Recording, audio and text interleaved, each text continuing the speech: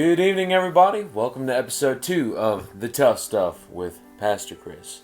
Now, last episode we talked about whether or not the Bible condones alcohol, and today is going to be more of an extension on that. So, Pastor Chris, in today's culture, should Christians abstain from alcohol?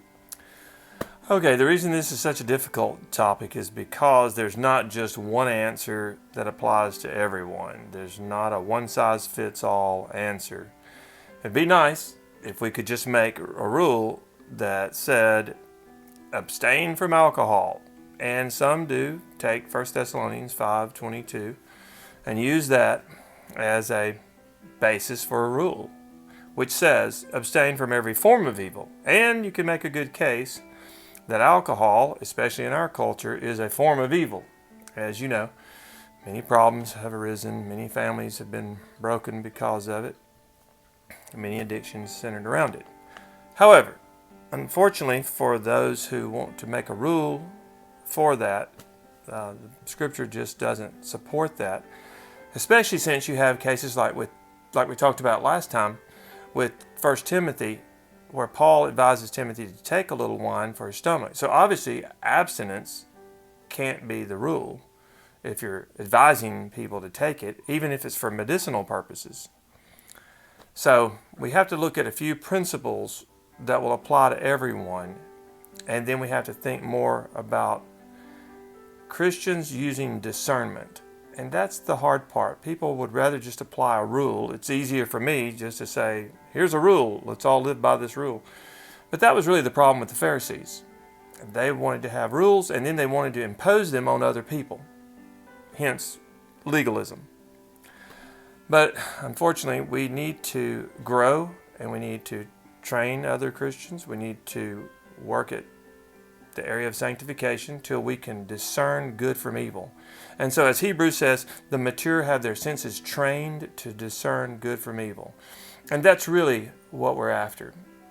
And so we're really wanting people to grow to the point that they can discern what's the best thing to do in each situation.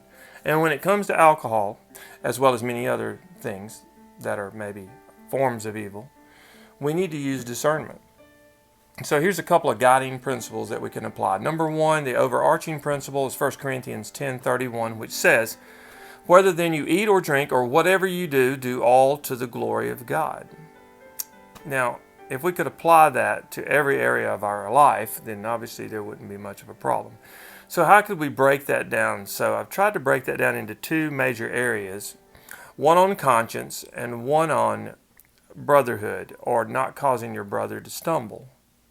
And so the first one on a clear conscience is, if you can't do it from faith, whether it's drinking alcohol, regardless of what kind of alcohol, maybe it's just a wine cooler, or maybe it's some very mild alcohol, maybe it's got a lot of fruit drink with it.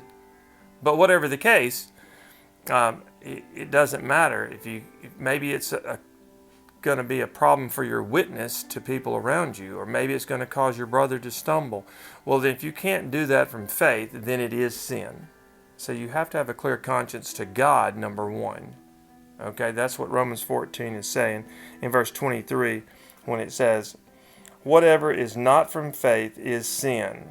That's the second half of verse 23 there.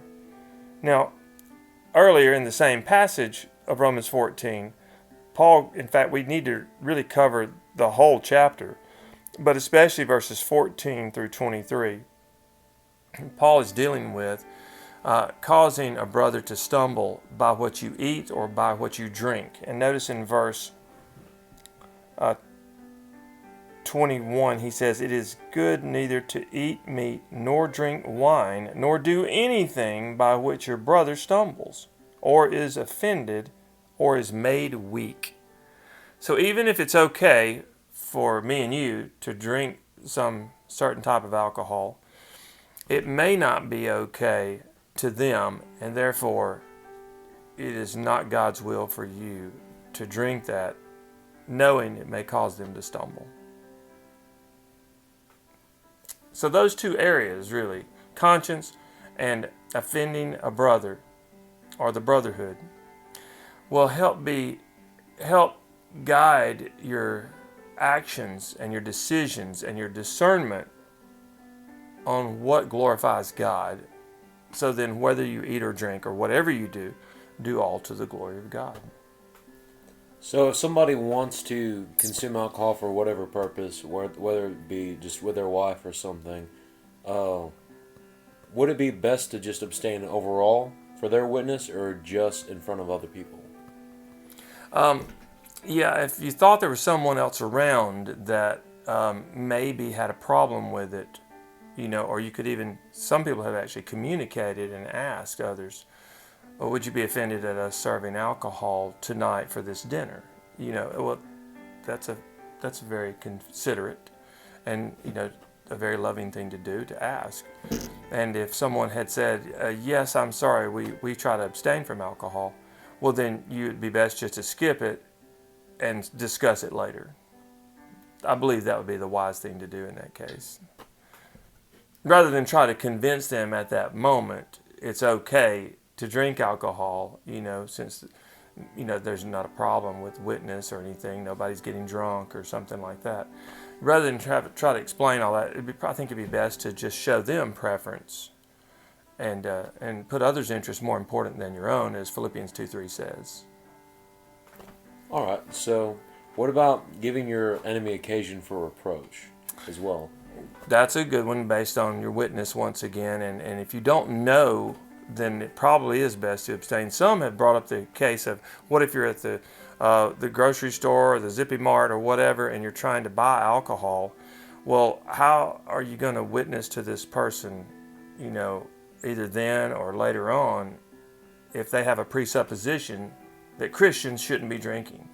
Even if it may not be true, it could be, once again, a hindrance to the gospel going out. So that's a strong argument, for your witness. But, you have to use discernment on that as well. Try to figure out a wise way to do that. All right. Well, that just sums up basically everything that I was asking about. So Okay. Thank you again. Oh, yes. And thank you all for watching. All of y'all stay safe. Lord bless y'all.